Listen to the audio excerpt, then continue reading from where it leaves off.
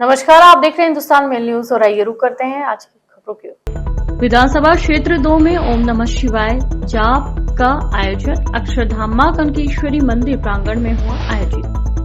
प्रादेशिकपुरा क्षेत्र की घटना, पूजन सामग्री फेंकने गया युवक पैर फिसलने से 70 फीट गहरे कुएं में गिरा।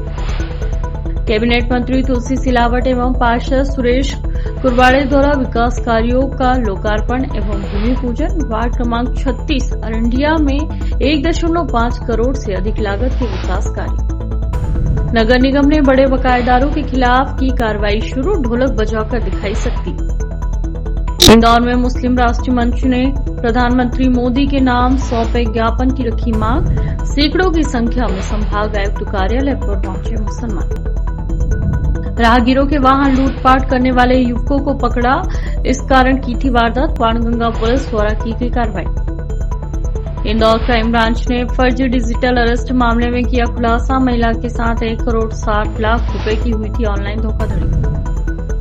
कलेक्टर आशीष सिंह ने ली टीएल बैठक, राजस्व मामलों की समीक्षा।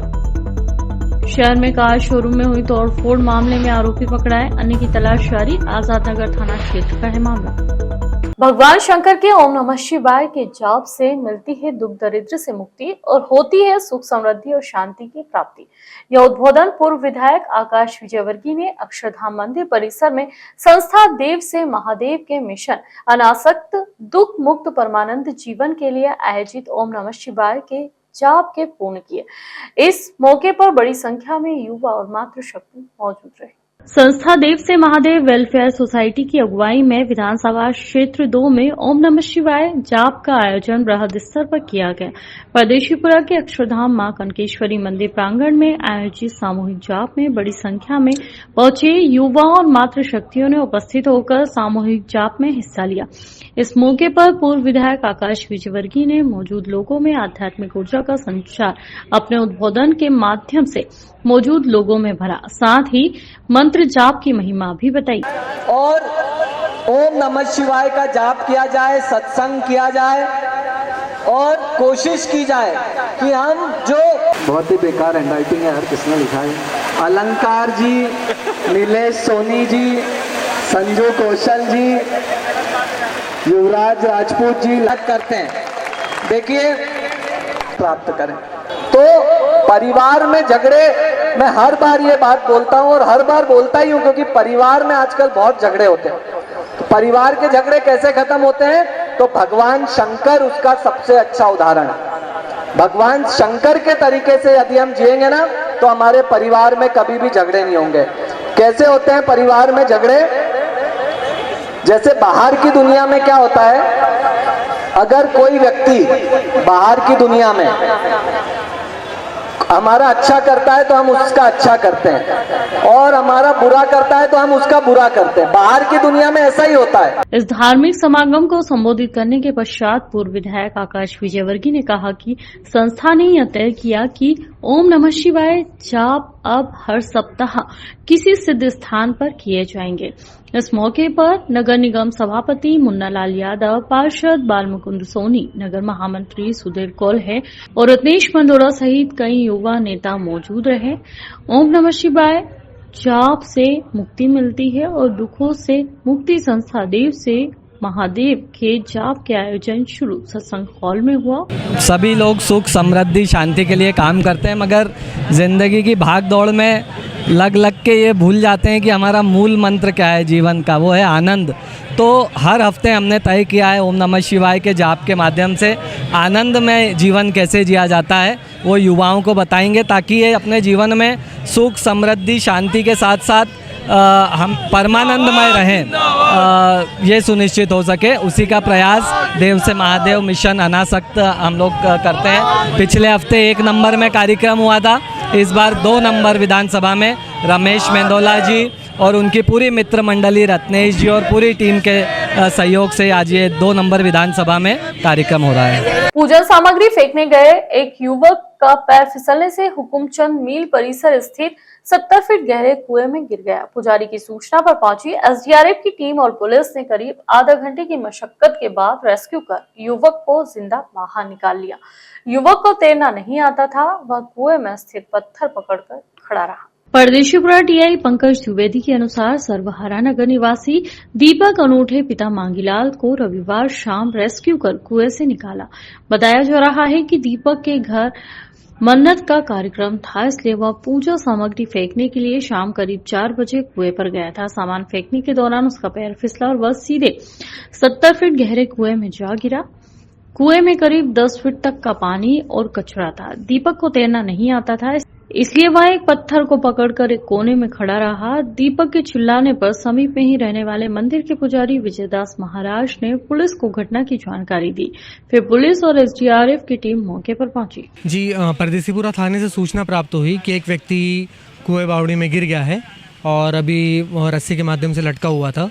तो टीम को जैसे सूचना प्राप्त हुई, 9 सदस्य की पूरी टीम तत्काल यहाँ मौके पर रवाना हुई और जो इक्विपमेंट्स होते हैं, rescue equipments, ladder, seat harness के द्वारा हमारा एक जवान शत्रुघ्न पटेल नीचे बावड़ी में उतरा। उसने उस व्यक्ति को हिम्मत दी और उसको हार्नेस और सीट हार्नेस की मदद से और लेडर की मदद से उसको ऊपर लाया गया। मैं घर से निकला खाना खा के निकला, तो ऐसे तैरने आ गया। मैं खाना पचा दूँगा तो कोई मैं खींचता हुआ यहाँ लाया। फिर मैंने एकदम यूँ खड़ा हुआ, मैं कुआं देखने लगा तो एकदम जैसे ही देखना, एकदम कोई मेरा यूँ निकला तो एकदम वहाँ गिरा, कुएं में फेंकाया। फिर मैं कुएं से क्या गया, फिर किसी ने आवाज़ पीछे से, मैं कुछ नहीं कर रहा, मैं तो देख रही हूँ। मुझे में इतना बोला, फिर एकदम पकड़ा तो कि मैं यूँ लटा, एकदम कोई हाथ पकड़ा, कि पकड़ा हाथ किसी ने पकड़ लिया मेरा, मैंने यूँ पकड़ा ना, ऐसा पकड़ लिया हाथ, किसी ने हाथ पकड़ लिया। इंदौर नगर निगम ने बड़े बकायेदारों के खिलाफ कार्रवाई शुरू कर दी है। नगर निगम की टीम ने ढोलक की थाप के साथ गंजी कंपाउंड का लक्ष्मी निवास ट्रस्ट सील कर दिया। यह कार्रवाई 13 लाख से अधिक की बकाया राशि होने के कारण की गई। नगर निगम की टीम ने बड़वाली चौकी चौराहे पर भी ढोल बजाकर सख्ती दिखाई। होटल सहित अन्य बड़े बकायेदारों के यहाँ भी नगर निगम की टीम ने ढोलक बजाकर सख्ती की। यह कार्रवाई नगर निगम की ओर से बड़े बकायेदारों के खिलाफ की जा रही है। कैबिनेट मंत्री तुलसी सिलावट ने कहा कि इंदौर शहर के सतत विकास को ध्यान में रखते हुए वार्ड क्रमांक 36 अरनिया में सड़क का भूमि पूजन और पुल का जीर्णोद्धार किया जा रहा है और ये काम भी शुरू हो गया है। यहाँ पेयजल लाइन, सीवर लाइन, उद्यान विकास और जैसे कार्यों को प्राथमिकता दी जाएगी। उन्होंने कहा कि वार्ड में अब तक 57 करोड़ से अधिक के विकास कार्य किए जा चुके हैं। पार्षद सुरेश कुड़वाड़े ने कहा कि 1.5 करोड़ रुपए से अधिक के इन विकास कार्यों से वार्ड क्रमांक 36 के अरंडिया की दशा और दिशा बदलेगी। उन्होंने उद्यान विकास और पेयजल तथा सीवर लाइन के कार्यों के लिए कैबिनेट मंत्री तुलसी सिलावट को भी धन्यवाद दिया। मंत्री सिलावट ने वार्ड की जनता को विकास कार्यों में भागीदारी के लिए प्रोत्साहित किया। कैबिनेट मंत्री तुलसी सिलावट और पार्षद सुरेश करवाड़े ने नागरिकों को बेहतर सुविधाएं देने और क्षेत्र में विकसित बनाने के लिए निरंतर कार्य करने का आश्वासन दिया। वार्ड नंबर 36 में विकास और प्रगति का संकल्प हम पूरा करने आए हैं। जहाँ का पार्षद सजग हो और मैं स्वयं यहाँ से विधायक हूँ, हमारे सांसद जी, हमारे महापौर जी, आज कई वर्षों से यहाँ पर हम एक पुल की आवश्यकता महसूस कर रहे थे। 5-5, 7-7 फीट पानी कम से कम 10 या 15, 20 साल से बढ़ता था। उस समस्या का समाधान, उसका निदान करने के लिए भारतीय जनता पार्टी आज लगभग 80 लाख की लागत से ये सेतु हम बनने जा रहे हैं। और जिस सड़क का पूजन किया, ये 1 करोड़ 30 लाख का काम अभी वार्ड नंबर 36 में क्या है, पानी की बात, लगभग टंकी अमृत फेज 2 में लगभग 43 करोड़। शमशान घाट की बात की आपने देखा, नर्मदा लाने की बात की मैंने आपको, और वो काम सारे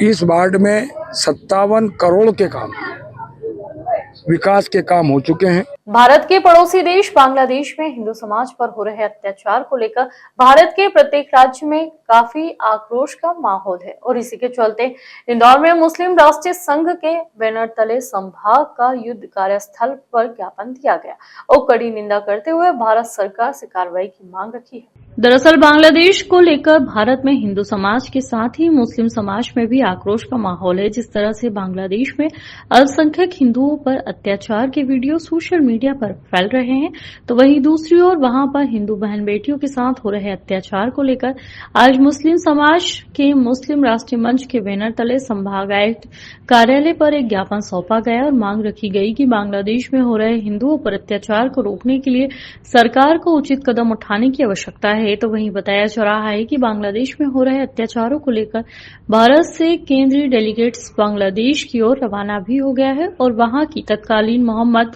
यूसुफ सरकार से जुड़े हुए लोगों से चर्चा कर वहां फैल रही अराजकता की रोकथाम के लिए चर्चा की जाएगी। इंडिया की तरफ से और मध्य प्रदेश की तरफ से ज्ञापन दिया जा रहा है संभागायुक्त जी को, प्रधानमंत्री जी और के नाम पे, कि बांग्लादेश में जो अत्याचार हो रहा है हिंदू भाइयों के ऊपर उसको तुरंत बंद किया जाए।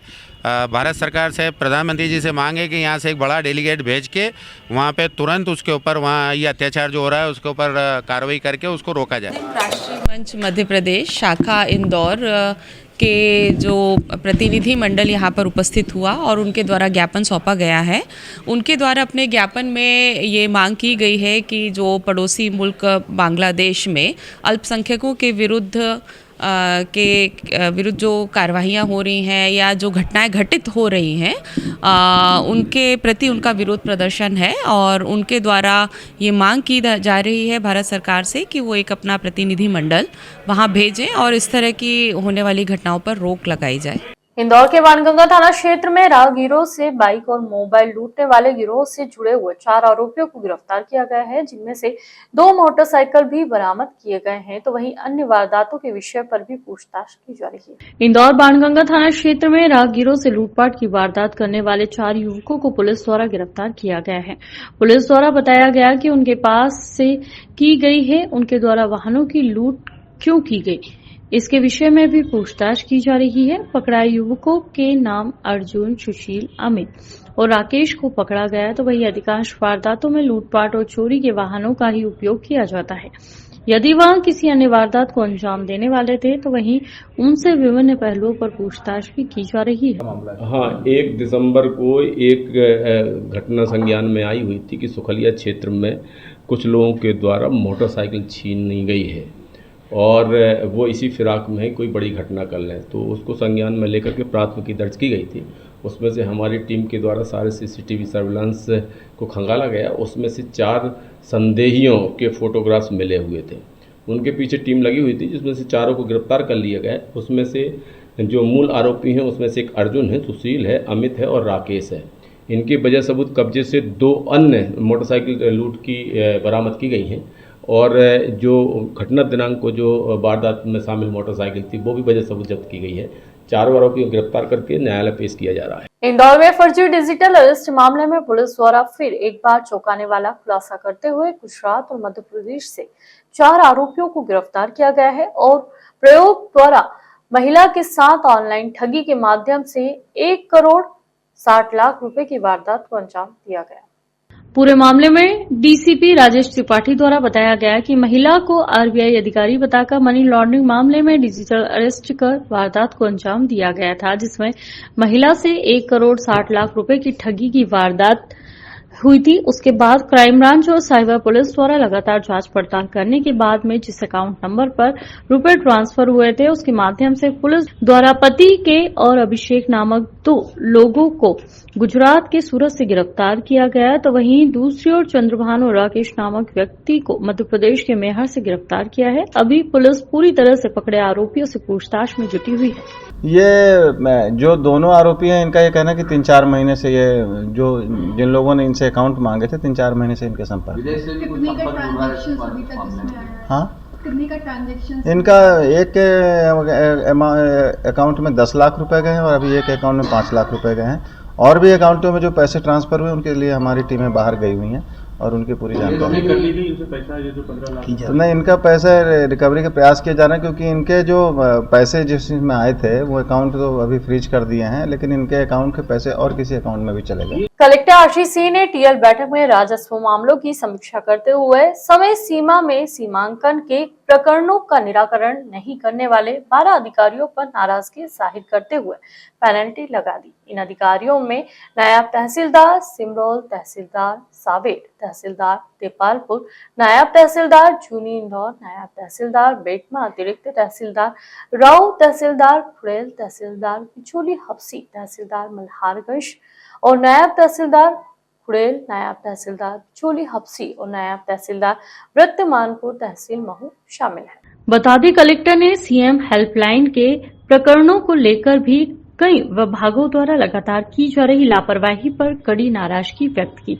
उन्होंने चेतावनी देते हुए कहा कि अगर 50 दिनों के अंदर सीएम हेल्पलाइन में दर्ज शिकायतों का निराकरण नहीं किया जाता है तो विभाग प्रमुख पर कार्रवाई की जाएगी।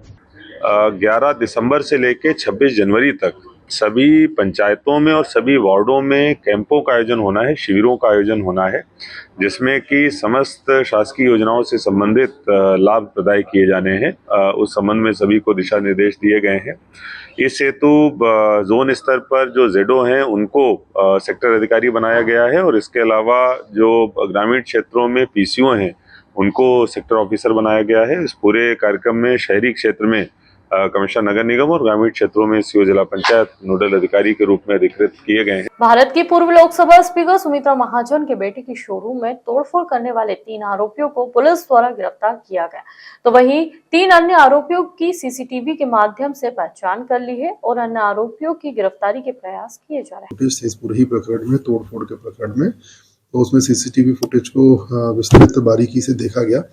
तत्पश्चात इसके अंदर 6 लोगों के नाम हमारे द्वारा बढ़ाए गए और संपूर्ण प्रकरण में 3 आरोपी, एक सौरभ परोसिया, एक मोहित पिता महेश गेगाट और एक तनु पिता घीसालाल, इन तीनों को पुलिस द्वारा अरेस्ट कर लिया गया है और बाकी तीनों की भी तलाश पुलिस द्वारा लगातार की जा रही है।